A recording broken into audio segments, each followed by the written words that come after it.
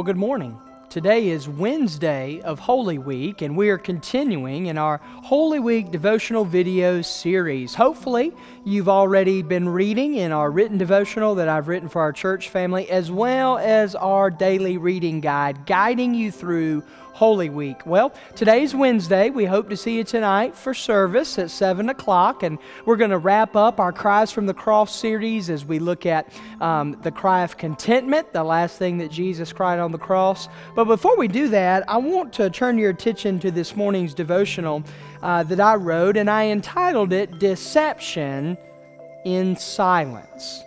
Now, according to the Scriptures, there is not much written about what happened on Wednesday of Holy Week. Now, we do know, according to Luke 21, 37 through 38, it says, and every day he, that's being Jesus, was teaching in the temple. So it's possible that he was teaching on Wednesday, but most scholars and theologians all agree that Jesus and many of his disciples were resting on this day. Now, there was one disciple in particular that we know was not resting, and his name was Judas Iscariot. And as we'll see tomorrow, Monday, Thursday, we will discuss and discover a little bit about how Judas had this plot against Jesus. Now, Judas betrayed Jesus for 30 pieces of silver, which would be equivalent to about $700 in today's money.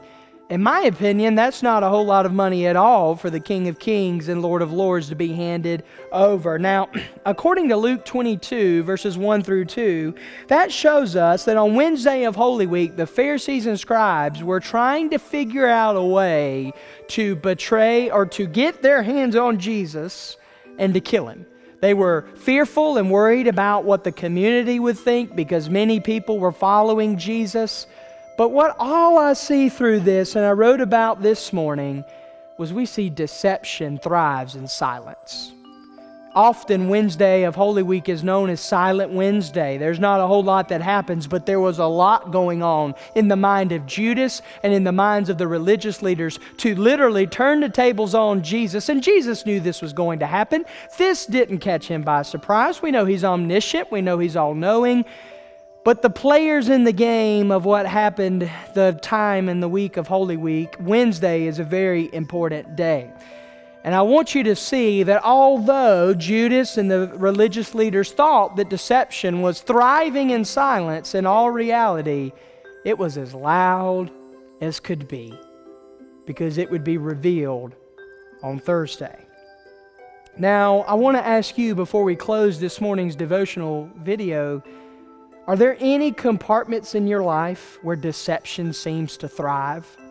Maybe it's gossip for you. Maybe it's turmoil with family members. I'm not sure what that looks like for you, but I pray that you'll ask the Father. And there might be times in your life or parts of your heart that are dark or silent that you just let deception run wild.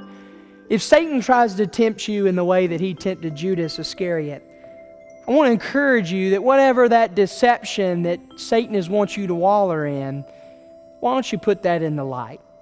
Because when darkness is put in the light, it cannot stand any longer. Give that to Jesus. Do not let silent deception ruin your life and the lives of those around you. I hope you've enjoyed this morning's devotional video. Hopefully we will see you tonight at First Baptist Gaston. Can't wait to see you there. And don't forget, we'll see you tomorrow morning for Monday, Thursday of Holy Week.